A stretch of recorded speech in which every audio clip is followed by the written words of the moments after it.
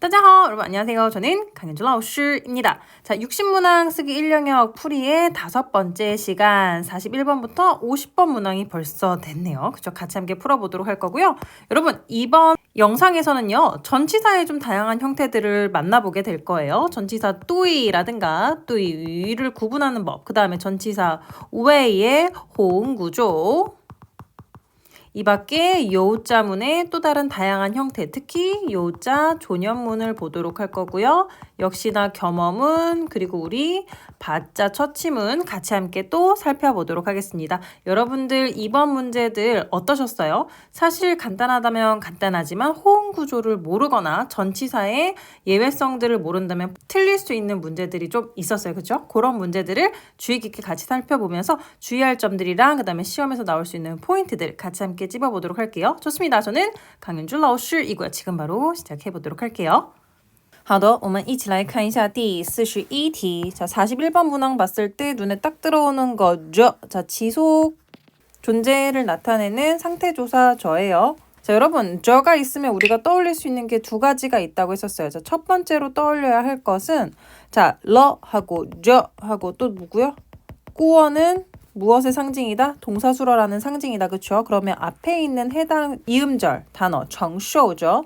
정쇼는 동사수러겠구나 라는 걸 우리가 짐작할 수 있고, 자, 두 번째 우리가 떠올려야 될 것은 저희가 기존에 35번 문항 풀 때였어요. 여러분들. 자, 35번 문항 풀 때 상태 존재문이라는 걸 저희가 배웠었거든요. 상태 존재문. 자, 상태 존재문이 나타내는 게 뭐예요? 어떠한 상태로 존재하고 있다를 나타내는 거였어요. 자, 그러므로 저가 보이면 상태 존재문일 수 있음을 감지해야 되는데, 상태 존재문의 가장 큰 특징은 저와 함께 내가 빨리 눈을 돌려서 찾아봐야 될 것은 처소사였다. 처소사는 다시 말하면 장소를 나타내는 명사, 장소성 명사예요. 자, 지이가 바로 보이죠. 기업이라는 뜻의 명사란 말이에요. 그렇다면 기업이라는 장소 공간성 단어가 있고 저가 있다면 해당 표현은 상태 존재문을 테스트하는 문제일 겁니다, 여러분들. 자, 그렇다면 상태 존재문은 문장 구조가 어떻게 됐었어요? 처소사 먼저 놓고요. 그 다음에 동사죠 나열해서 여기까지 되면은 가장 큰 틀의 상태 존재문을 표현을 한 거예요. 자, 어디에 존재하고 있다. 그렇다면 무엇이 구체적인 대상을 목적어로 나열하는 거죠. 자, 구체적으로 존재하는 사람이라든가 사물을 나열함으로써 문장을 완성할 수 있었어요. 자, 그렇다면 가보도록 할게요. 자, 지이의 기업은요. 자, 정쇼라는 동사는요, 여러분들 부정적인 어떤 느낌, 부정적인 내용, 대상을 감내하다, 견뎌내다 라는 뜻이에요, 여러분들. 그래서 부정적인 어떤 감정이나 영향을 인내하고 인내심이 있는 모양새를 나타내는 거예요. 그러므로 정쇼라는 동사수로 뒤에는 일반적으로 감내하고 견뎌내는 그 대상, 부정적인 고난, 어려움, 시련, 압박과 같은 단어들이 목적어로 오게 됩니다, 여러분들.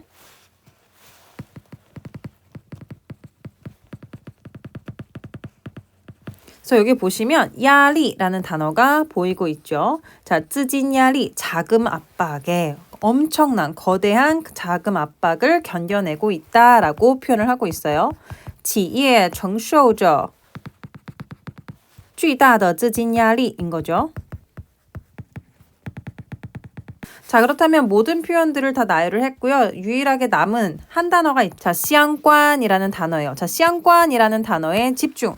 사실 이 문제는 우선은 저를 기반으로 한 상태 존재문을 알고 있는지 해당 내용 어순에 맞게 처소사, 동사죠. 그리고 존재하는 사람, 사물의 순서로 문장을 나열하는지 묻는 것이고요. 두 번째 포인트로는 바로 이 시안관 이라는 단어를 얼마나 잘 이해하고 활용하는가를 묻고 있어요. 다시 말해서 두 번째 시험 포인트가 바로 명사를 바로 꾸며주는 시안관을 이해하고 알고 있느냐를 묻고 있는 문제예요. 자, 이처럼 간단한 기본 수러문 같은 경우는 명사를 꾸며주는 관형어라든가 그 다음에 복잡한 부사어가 플러스 알파의 내용으로 이제 응용 형태로 출제가 됩니다. 여기서는 관형어, 명사를 꾸며주는 관형어에 대한 테스트로 확장이 되었어요. 자, 우선 이 시안관이라는 단어는요, 여러분들 어떤 뜻으로 알고 계세요? 동사로 관계되다, 상관되다 라는 뜻을 나타내요. 자, 그래서 해당 표현이 동사수러로 쓰일 때는요. 일반적으로 자, 관계되다, 상관되다라는 뜻에서 보시면 아시겠지만 단순히 특정 대상에 대해서만 이야기할 수는 없고요. 두 대상이 서로 관계되고 상관돼 있음을 표현하고 있기 때문에 종종 어떤 전치사요? 두 대상 간의 관계성을 나타내는 끈이라든가 또는和와 같은 전치사와 함께 호응해서 이相关이라는 표현이 수로로 쓸 수 있어요. 그래서 A, 和 B 또는 A 근 B, 相关 그러면 A와 B는 서로 관계되다, A와 B는 서로 상관되다 라는 의미를 나타내게 되는 거예요. 자, 이때 相关이 수로로 쓰이게 되면 종종 密切相关 이런 표현이 고정적으로 쓰여지게 됩니다. 이때 미치에가 밀접하게라는 부사어고요.相关을 꾸며주는 거예요. 그래서 밀접한 관계가 있다. 또는 시시相关이라는 표현 들어보셨어요? 시시相关 그러면 서로 아주 깊게 또는 서로 아주 밀접하게 관계가 되어 있다라는 두 표현이에요. 密切相关하고 시시相关은 거의 고정 형식으로 쓰여지는 표현이니까요. 密切相关, 시시相关 입에 붙여주시고요. 자, 저희가 지금 살펴본 경우는 相关이라는 표현이 동사수러로 쓰여질 때였었고, 자, 두 번째로는요. 相关은 바로 명사를 꾸며줄 수도 있어요. 相关이 바로 명사를 꾸며줄 수도 있고 또는 흰백자 더와 함께 명사를 꾸며줄 수도 있습니다. 그래서 관계된, 서로 상관된 명사라고 쓰여질 수 있는 거죠. 그럼 저희 다시 우리 문제로 돌아가서 문제를 봤을 때 어때요? 꾸며줄 수 있는 명사가 유일하게 누구밖에 없어요? 지의 기업밖에 없죠. 왜냐하면 쯔진야리 자금 압박이라는 이 명사 단어는 쥐따더라는 이미 구체적인 관용어의 수식을 받았고 상관된이라는 수식어를 또 받을 필요가 없기 때문에 이제 유일하게 남은 명사인 지이해를 시양관이라는 표현이 꾸며주게 되겠죠. 그렇다면 전체 문장을 어떻게 나열하게 될까요? 한번 같이 나열해 보도록 할게요. 자, 관련 기업은요. 시양관 지이해 감내하고 견뎌내고 있습니다. 承受着 엄청난 자금 압박이에요.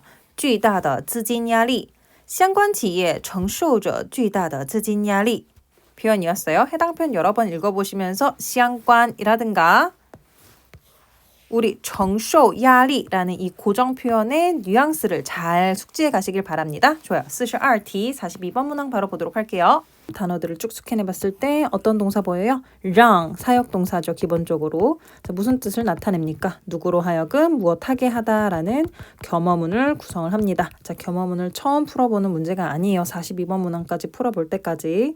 자, 랑과 같이 사역동사가 보일 때는 랑이 물론 이 문장의 중심이 되는 메인 동사기는 하지만 뒤에 또 다른 구체적인 행위를 나타내는 동사가 온다라는 사실을 인지를 하고 그러면 겸어문임을 확인했고 랑이라는 사역동사를 우선적으로 나열을 했다면 나머지 단어 요소들 가운데 또 다른 수로가 있는지를 봐야 돼요. 자, 만약에 우리가 이 pay for 또는 pay for라고 발음을 하는데 이 단어의 뜻을 알고 있으면 pay for가 바로 두 번째 동사 자리에 오게 될 거예요. 자, 해당 표현은 동사로서 무슨 뜻을 나타내요? 감복하다, 감탄하다라는 뜻을 나타내요. 그래서 종종 상대방에 대한 어떤 경의라든가 또는 칭찬의 의미를 나타내고자 할 때 이 pay for라는 표현을 쓰죠. 근데 만약에 내가 이 pay for가 동사인 걸 몰라요. 그렇다면 뭐 유추해 볼 수 있겠죠. 乐观精神 할 때精神은 어떠한 마인드, 심적인 태도를 나타내죠. 乐观, 낙관적인 마인드, 태도를 나타내는 거고 他的로 꾸며주고 있으니까 해당 표현이 수로가 될 리는 없죠. 그다음에 很 정도부사고 大家 모두들이라는 표현이기 때문에 명사입니다. 그러므로 랑을 제외한 나머지 요소들 중에서 수로가 될 수 있는 것은 누구밖에 없어요? pay for밖에 없을 것이다. 그렇다면 우선 pay for를 두 번째 동사 자리에 나열을 하고 나머지 요소들을 유추해 나갈 수 있겠죠. 자, 만약에 내가 pay for 무슨 뜻이라고요? 감탄하다, 감복하다 예요, 여러분들. 상대방이 뭔가를 굉장히 멋지게 훌륭하게 해낸 거예요. 그래서 경이로운 눈빛으로 와 진짜 대단하다라는 뜻을 나타낼 때 이 pay for라는 표현을 써요. pay라는 뜻의 글자는 조금 생소하긴 하지만 여러분 fu 어떤 뜻으로 익숙하세요? fu 맞아요. 의복, 뭐 옷 이란 뜻도 있지만 이 밖에 또 무슨 뜻도 있죠? 복종하다. 그렇죠. 복종하다, 따르다 라는 뜻도 이 fu라는 글자 한자가 갖고 있는 의미 중에 하나란 말이에요. 페이프의 fu가 바로 이 두 번째 뜻이라고 보시면 돼요. 상대방에게 굉장히 몸을 낮춰서 상대방의 어떤 실력이라든가 수준에 동의를 하고 몸을 낮춘 모양새라고 생각을 하시면 좋을 것 같아요. 그래서 감탄하다. 경외로운 눈빛으로 상대방을 바라보면서 감복하고 감탄하는 모양새를 payful라고 합니다. 자, 그러면 사실 이 문제의 포인트는 payful에 있어요.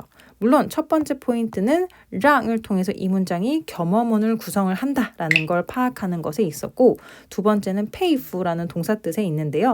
감탄하다, 탐복하다라는 뜻이기 때문에 동사 중에서도 무슨 동사예요? 해당 동사는 심리적인 상태를 나타내는 심리동사죠.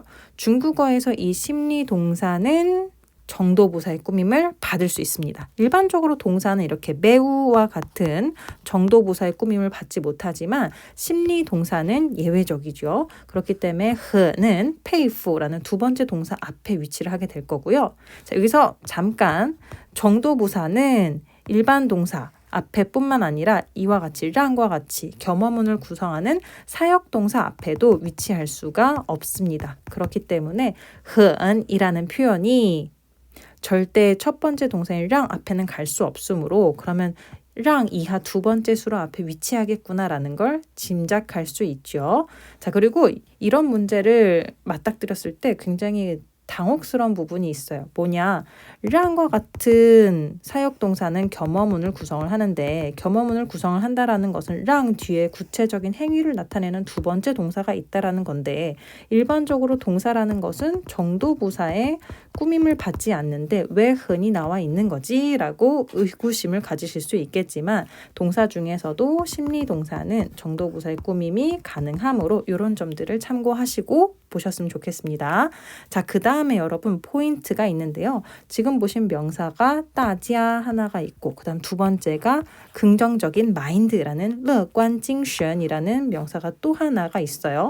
자, 그렇다면 과연 주어 자리에 들어갈 것은 무엇이며 랑 뒤에 목적어 자리에 들어가게 될 것은 무엇이냐라는 거예요. 자, 이것을 풀어내고 맞출 수 있는 문제풀이의 포인트는 바로 두 번째 동사, 심리동사인 payful에 있습니다. 여러분들, 랑 누구 payful라고 해서요, 누구를 감탄하게 하다, 누구를 감복시키다 라는 뜻을 나타내요, 여러분들. 그래서 특정한 행위라든가 또는 공연, 대상 내용이 누군가를 감탄하게 만든 거예요. 그래서 감탄한 대상, 여기서는 감탄한 인물이라고 할게요. 감탄을 마지못해서 내뱉은 그 인물이 바로 랑 뒤에 페이프 사이에 오게 되어서 랑 누구 페이프라고 표현하게 되면 누구를 감탄하게 만들다예요. 그래서 즉 누가 감탄했다 할 때 그 누구가 바로 주어가 아닌 랑 뒤에 페이프 앞에 와야 돼요. 그 이유는 페이프의 동사 뜻 때문에 있어요. 그래서 랑 누구 페이프, 그러면 누구를 감탄하게 만들다. 즉 이 누구가 감탄했다라는 뜻이에요. 그렇다면 우리가 남은 명사들을 봤을 때 긍정적인 마인드와 따지아라는 표현이 있죠. 이때 랑 뒤에 가게 될 것은 따지아가 돼 있죠. 그래서 모두를 하여금 감탄하게 만들었다. 랑 따지아흠 페이프. 과연 무엇이요? 그렇죠. 긍정적인 이러한 마인드가요. 그러면 흰백자 더로 꾸며줄 것은 마지막 남은 乐观精神이라는 명사겠네요. 자, 그렇다면 전체 문장 나열해 보도록 할게요. 그의 긍정적인 마인드는요, 他的乐观精神 모두로 하여금 让大家 굉장히 감탄하게 만들었습니다. 很佩服他的乐观精神让大家很佩服라는 문장이 됐어요. 자, 43번은 사실 간단하다면 굉장히 간단한 확실한 고정 어휘구가 있는 문장 구조입니다. 为主가 동사예요.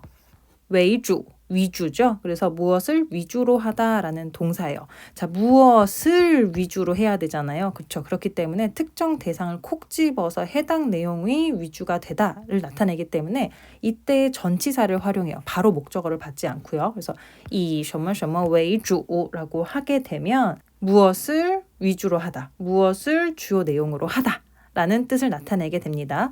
이때 전치사 이 같은 경우는 여러 가지 뜻을 나타내요. 무엇으로써, 무엇을 가지고, 무엇을 근거로와 같은 뜻을 나타내는데 어떤 수어를 맞냐에 따라서 그 해석은 조금씩 달라질 수 있고 다양하게 해석이 될 수도 있습니다. 그렇기 때문에 이가 무슨 뜻인지를 막 골똘히 기억해서 가기보다는 이가 전치사라는 걸 기억하시고 해당 전치사는 특별한 어떤 뜻이 있다기보다는 수어의 의미를 받아서 수어가 강조하고자 한 그 대상을 조금 더 부각시키려고 쓰여지는 요소다 정도로 기억을 해주시면 되고, 그다음에 시험 포인트는 이가 전치사라는 것에서 또 응용될 수 있어요. 자, 기타 부사가 같이 출제가 돼서 부사, 조동사, 전치사의 순서로 나열이 되는 문제까지도 응용이 될 수가 있다라는 거예요. 우선은 이 什么什么什么为主가 무슨 뜻이라고요? 무엇을 위주로 하다. 이때 이하고 为主 사이에는 구체적인 종류의 내용이 오게 됩니다. 그러면 이 앞에 주어 자리에는요, 포괄적인 범위, 그다음에 큰 주제와 같은 내용이 언급이 되죠. 그래서 해당 주어 주제 내용은 무엇을 위주로 한다라고 전체적인 수어 내용을 이 什么什么为主가 표현을 하게 되는 거예요. 아무래도 이 什么什么为主 사이에는 명사가 오게 되고요. 그 다음에 이 앞에 주어 자리에도 명사가 오게 됩니다. 그렇기 때문에 이렇게 이 什么什么为主 형태의 문제가 출제된 경우에는 명사가 다양하게 존재를 할 거고, 명사가 다양하게 출현을 했다라는 것은 관형어구, 즉 명사를 꾸며주는 요소들이 다양하게 또 출제가 될 수 있다라는 거예요. 이때 관형어구가 주어 앞에 많이 위치하냐 아니면 이 什么什么为主 사이에 많이 위치하냐는 사실 확정 지을 수는 없어요. 어떤 명사도 의미에 맞게 꾸며줄 수 있기 때문에 이 점 참고해 주시길 바라고요, 여러분들. 자, 명사를 보도록 할게요. 자, 첫 번째 명사인 传统建筑 같은 경우는 전통 건축물이란 뜻이고, 그 다음에 结构 구조인데 나무로 된 구조다라고 하고 있죠. 그래서 목조의 뜻을 나타내고 있습니다. 그래서 보셨으면 큰 주제 범위에 해당되는 것은 전통 건축물이고, 이런 전통 건축물들이 구체적인 설명 내용이 뭐예요? 무지에고 목조 구조로 주로 이루어져 있다라는 거죠. 그렇기 때문에 传统建筑가 주어 자리에, 그 다음에 木结构가 이 什么什么为主 사이에 오게 되는 거죠. 자, 传统建筑이木结构为主, 그러면 전통 건축물은 목조로 주를 이룬다라는 거고, 마지막 남은 中国的 관형어 같은 경우에는 어떤 내용을 꾸며주는 게 훨씬 더 자연스러워요? 중국의 목조가 아니라 중국의 전통 건축물이 되겠죠. 그렇기 때문에 주어 앞에 있는 传统建筑를 꾸며주는 표현이 됩니다. 전체 문장 나열을 해보도록 할게요. 中国的传统建筑以木结构为主. 中国的传统建筑以木结构为主가 되는 거죠. 好的，我们一起来看一下第44题. 자, 44번 문항의 키 단어는 바로 누구다? 또이 되겠어요.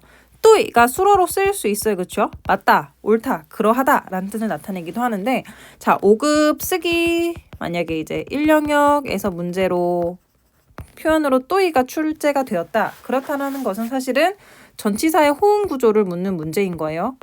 그러면 전치사의 호응 구조니까 전치사가 기본적으로 단독으로 쓰이기보다는 전치사잖아요. 그렇기 때문에 명사와 한 덩어리를 이루게 된다라는 건 기본적으로 전제를 하고 있어야 되고, 전치사의 호응이라는 건 전치사와 수러 간의 호응 구조, 고정 격식 구조를 테스트하겠다라는 거고, 첫 번째로 테스트하고자 하는 게. 그 다음 두 번째 우리가 눈치를 바로 채야 되는 것은 전치사가 출현을 했다라는 것은 기타 부사어와의 위치를 묻겠다라는 것이기도 해요. 자, 기본적으로 부주전 순서로 부사, 조동사, 전치사 순서로 부사어들이 나열이 된다라는 걸 우리가 이미 인지하고 있지만, 이 외에 예외적인 표현들도 있단 말이죠. 이제 그런 것들을 테스트할 가능성도 아주 높죠. 자, 그렇다면 전치사 또이를 보도록 할게요. 전치사 또이는 해석이 아주 간단하죠, 사실은. 자, 대상에게 무엇에 대해서라는 뜻을 나타내고, 또이 뒤에는 보통 사람이나 사물을 나타내는 명사가 모두 위치할 수 있어요, 여러분들. 요때 전치사 또이를 봤을 때 우리가 항상 기억해야 될 것은 뭐냐? 또이라는 전치사는 사실 문장 부호의 이 화살표, 방향성을 가진 화살표와 같다. 그래서 특정 대상을 향해서 특정 대상에게 특정 대상에 대해서 수러하다라는 의미를 나타내고 있는 거예요. 자, 이 화살표의 방향성, 전치사는 즉 왼쪽에서 오른쪽으로 향하는, 또이는 뚜이에서부터 뒤로 향하는 이 방향성을 잊지 말아 주셔야 됩니다, 여러분들. 그 점을 인지하고 있는 상태에서 나머지 표현들 보도록 할게요. 자, 보시면 흔과 함께 따가 보여요. 그쵸? 자, 고정 표현 가도록 할게요. 뚜이 삐리리 더 삐리리에 대한影响 영향 또는 영향력이 파급력이 효과가 어떠하다? 很大 매우 크다, 지대하다라고 이야기를 하고 있는 거죠.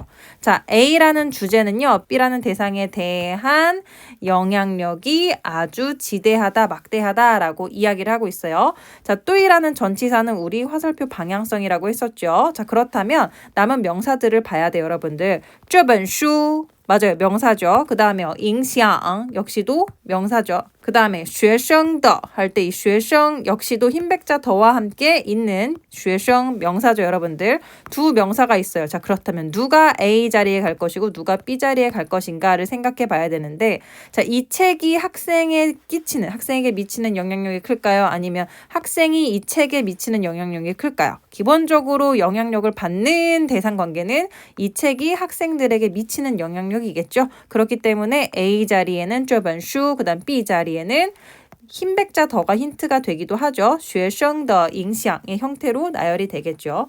그리고 우리가 시험 풀 때 풀이 팁 중에 하나로 这, 나와 같은 대명사가 보이면 기본적으로 5급 쓰기에서는 문장의 시작에 위치시킨다라고 했었어요. 그렇죠? 좋아요. 그럼 전체 내용 나열해 보도록 할게요. 자, 이 책은요. 这本书 학생에게 对学生的 미치는 영향이 的影响 어때요? 很大。这本书对学生的影响很大 되겠습니다. 그래서 A 对 B 的影响很大. 요거 고정 문장 구조니까 해당 문장 구조 숙지해 주시길 바라고요. A 对 B 的影响很大. 사실 이런 구조는 가장 기본적인 구조 중에 하나예요. 그래서 독해 영역에서도 정말 자주 접했을 법한 문장 구조니까 이런 것들 자주 기억해 주시고, 만약에 놓치셨다면 이번 시간에 잘 정리해 주시면 되고요. 자, 이 밖에 또이가 나와서 이루는 호응 구조 두 가지만 더 살펴보도록 할게요. 또이 삐리리 간싱취. 그럼 무슨 뜻이에요? 삐리리 대상에 대한 흥미가 있다. 삐리리 대상에 대해서 흥미를 느끼다 라는 뜻인 거고, 그 다음에 또이 삐리리 여意见.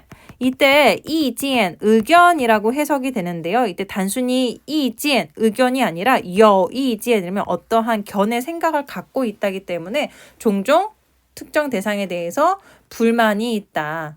맞아요. 특정 대상이 마음에 안 드는 부분이 있어서 그것에 대한 의견이 있다라고 생각을 해주세요. 그래서 대상에게 불만을 가지고 있다라는 표현이 또이 대상 요意见되겠습니다. 자, 또이 뒤에는 사람 또는 사물 명사가 모두 위치할 수 있어요. 자, 이 점을 제가 말씀드리고 있는 이유는 또이와 비슷한 전치사 중에 또이위라는 전치사도 있거든요. 해당 전치사 역시 무슨 뜻이에요? 누구누구에게 무엇에 대해서란 뜻이고 화살표의 방향성도 같은 방향성을 가지고 있어요. 그런데 또이위 같은 경우는 뒤에 사람 명사가 오지 못합니다. 그 점을 꼭 참고해 주셔야 되고요, 여러분들. 그리고 제가 앞에서도 말씀드렸죠. 부사어의 이제 어순을 테스트하는 응용형 문제가 전치사구가 출현했을 때 테스트가 될 수 있다라고 했었는데요. 또이 같은 경우는 부사나 조동사가 전치사 또이 앞에 위치할 수 있고, 이거는 저희가 기본적으로 알고 있는 부추전 순서에 동일하게 맞죠. 이 밖에 또이 전치사구 뒤에 부사 조동사가 위치해도 의미가 틀린 것은 아니에요. 두 가지 경우 모두 다 맞습니다. 하지만 또이 위 같은 경우는 조금 특별해요. 이 또이 위 전치사구 같은 경우는 부추전 어순과는 다르게 또이 위가 부사나 조동사 앞에 위치하게 됩니다. 해당 표현이 전치사구임에도 불구하고요. 뭐 예를 들어서 타만 그들은 또이 위 孩子的问题 그들은 아이들의 문제에 대해서 要进行会议 아이들의 문제에 대해서 회의를 진행하려고 한다라고 하고 있어요. 그렇죠? 자, 또이 뒤에 명사가 있고 해당 표현은 전치사구인데 야오 조동사가 전치사 뒤에 위치하고 있죠. 이런 점들 좀 참고하시면 좋겠습니다. 좋아요. 44번 문항의 전치사 또이 무엇 더影响很大 호응 구조에 대해서 묻는 문제였었고, 여기 참고하셔서 또이와 비슷하게 생긴 전치사 또이 그리고 또이하고 또이 위의 차이와 함께 부사 조동사를 나열하는 그런 어순 문제에 있어서 주의할 점들 꼭 기억해 주시길 바라고요. 자, 우리는 45번 문항으로 넘어가 보도록 할게요. 第45题 45번 문항 되겠습니다. 포인트는 전치사 왜 되겠어요. 자, 전치사 왜를 떠올렸을 때 가장 먼저 떠올리는 뜻은 뭐예요? 무엇을 위해서라는 뜻이죠. 그래서 이때 왜 뒤에는 이익을 얻는 대상이 오게 돼요. 뭐 누구를 위해서 선물을 준비했다와 같은 뜻을 나타낼 때 이 way를 쓰죠. 근데 way가 비단 이런 뜻만 있는 건 아니에요. 두 번째로 무엇 때문에 이유나 목적을 드러내기도 해요, 여러분들. 반드시 무엇을 위해서 뭐뭐 때문에라고 해석이 적용되진 않을 수 있어요. 그렇기 때문에 여러분들이 기억하실 것은 way는 어떠한 이익을 드러내거나 또는 이유 목적을 나타낼 수 있다라는 점만 기억을 해주시고 적용을 해주시면 되고요.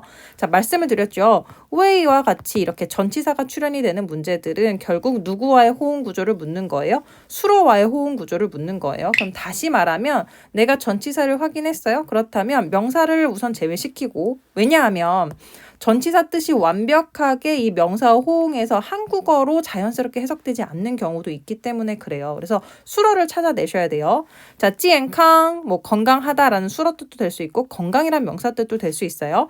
딴요, 걱정하다예요. 그렇죠? 그 다음에 이줄, 줄곧 계속해서니까 이건 부사죠. 자, 그렇다면 찌엔캉하고 딴요 중에 과연 수로가 될 수 있는 게 무엇인가 라고 생각을 했을 때 누구를 위해서 건강하다 또는 누구를 위해서 걱정하다. 의미가 더 부적절하죠. 그럼 무엇 때문에 건강하다, 무엇 때문에 걱정하다 라고 생각했을 때 무엇 때문에 걱정하다 라는 뜻이 조금 더 자연스럽게 적용이 될 수 있으니까 딴요를 수로로 놓고 보도록 합시다. 자, 무엇 때문에 걱정을 할까요? 요 뜻까지 우리가 살펴보고 나머지 키워드를 봤을 때 어머니의 건강이라는 키워드가 바로 확인이 되죠. 수어로 생각할 게 아니라 이제 명사로 우리가 간주할 수 있죠. 어머니의 건강 때문에 걱정을 하는 거죠.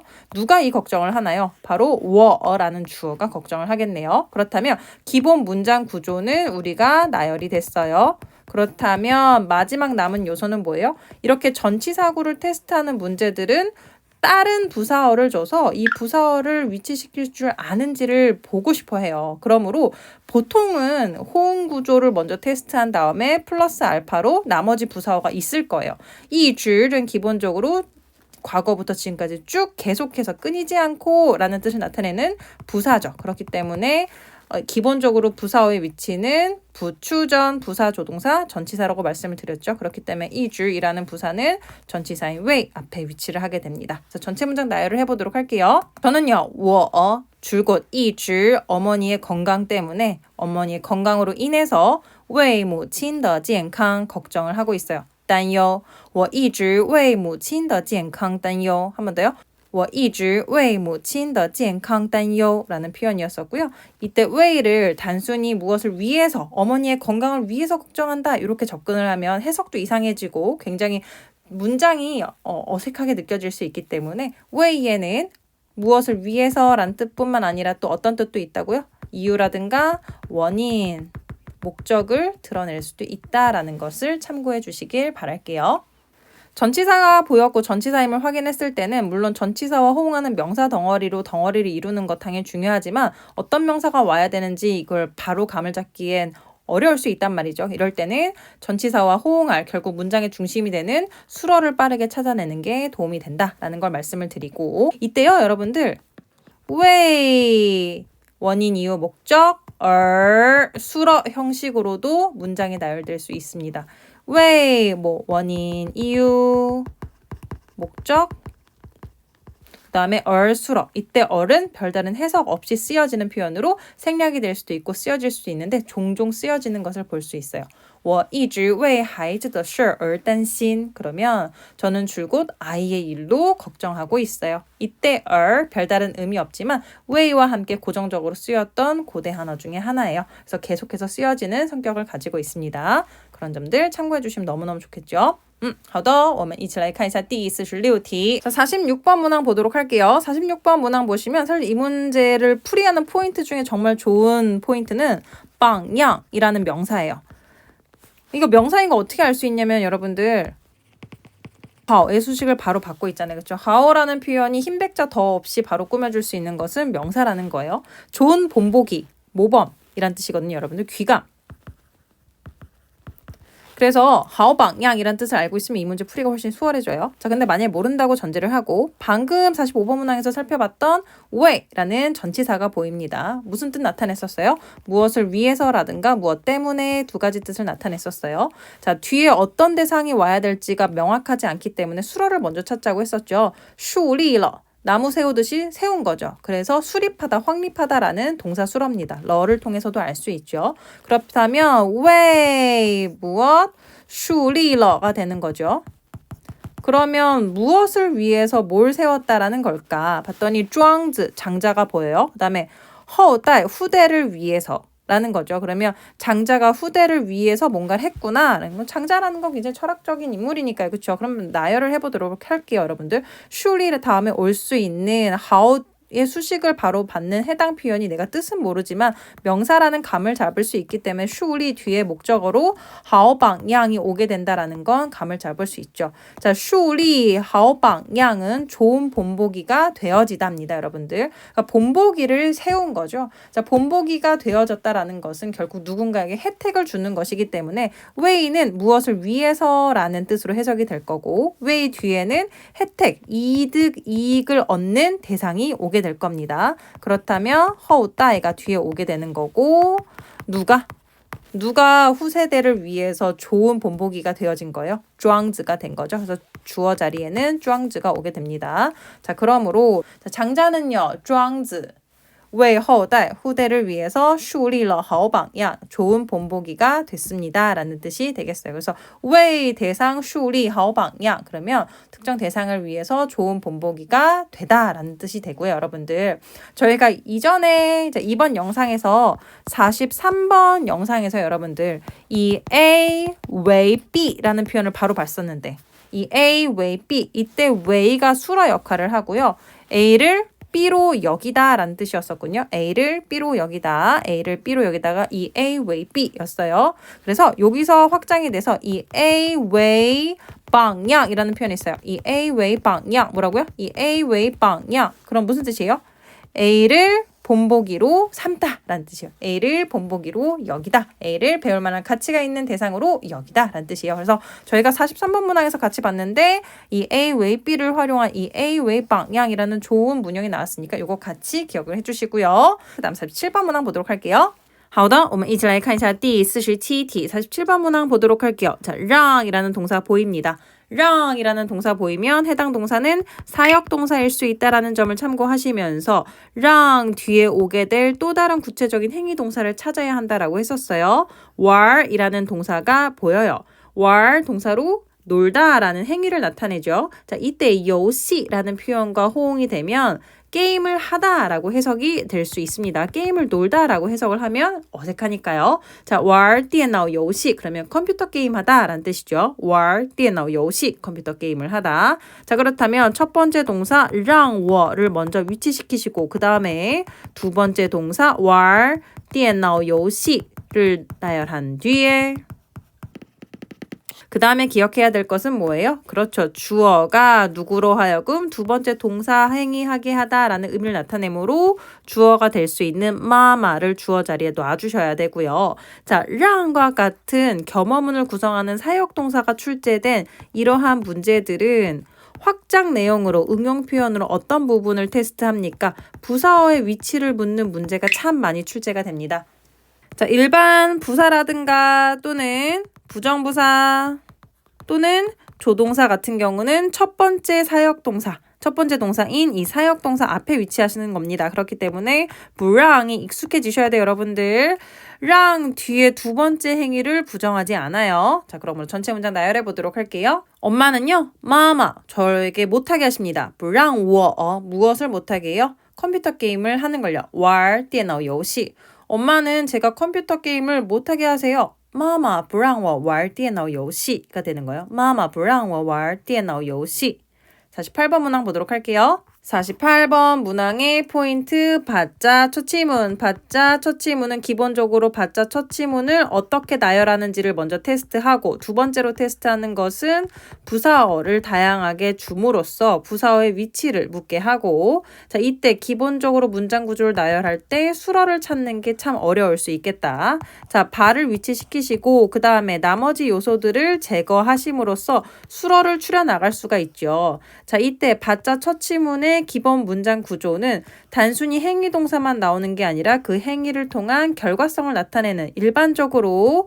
보어가 기타 성분으로 오게 됩니다, 여러분들. 결과성을 나타내는 보어들이 종종 위치를 하게 돼요. 이때 결과 보어 말고도 뭐 실향 보어라든가 방향 보어, 정도 보어 등도 올 수가 있어요. 하지만 어떤 보어는 올 수가 없죠? 가능 보어는 절대 올 수가 없다라는 것 기억을 해 주시고 받자문이 나타내는 것은 무엇이었죠, 여러분들? 주어가 특정 대상을 동사수로 해버렸다. 즉 이렇게 처치해버렸다라는 사실을 나타내는 거예요. 자 그렇다면 수러가 될 수 있는 것 그리고 그 결과성을 나타낼 수 있는 것이 무엇인지 보도록 합시다.打扫 동사로 청소하다. 깐징 형용사 수러로서 깨끗하다라는 상태를 나타내죠. 자 그렇다면 동작에 따른 결과는 동작은 打扫가 되고 그로 인해서 결과가 깨끗해졌다가 되겠죠. 그래서 打扫干净了 가 이 받자 처치문의 수러가 되는 거죠. 打扫干净了가 되는 거예요.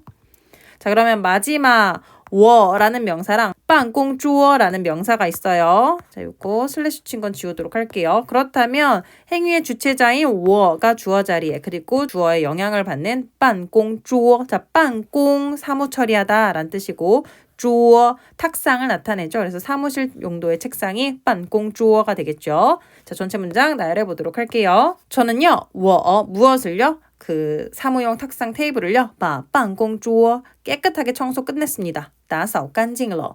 我把办公桌打扫干净了. 자, 이 문제 같은 경우는 사실 그렇게 어려운 처치문 문형은 아니었어요. 처치문의 기본 문형을 테스트하는 문제였었고 이때 수러를 어떻게 잘 나열을 하느냐를 테스트하고 있었죠. 자, 받자 처치문 같은 경우는 저희가 이번 처음으로 만나보는 게 아니었어요, 여러분들. 자, 9번 그리고 19번 그 다음에 31번, 39번 그리고 이번에 48번 문항까지 모두 다 처치문 을 테스트한 문제였었죠. 그렇기 때문에 기본 문형을 다시 한번 정리하고 싶으신 분들은 9번이랑 19번 그 다음에 응용 형태를 다시 한번 복습하고 싶으신 분들은 31번, 39번 문항을 각각 참고해 주시길 바랍니다.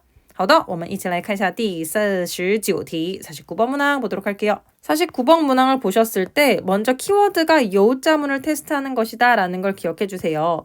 요자를 테스트할 수 있는 건 크게 세 가지 정도가 있습니다. 첫 번째는 요자 단순 수러문. 자, 보통 소유하고 있음을 나타내는 것이고요. 두 번째 요자 존재문.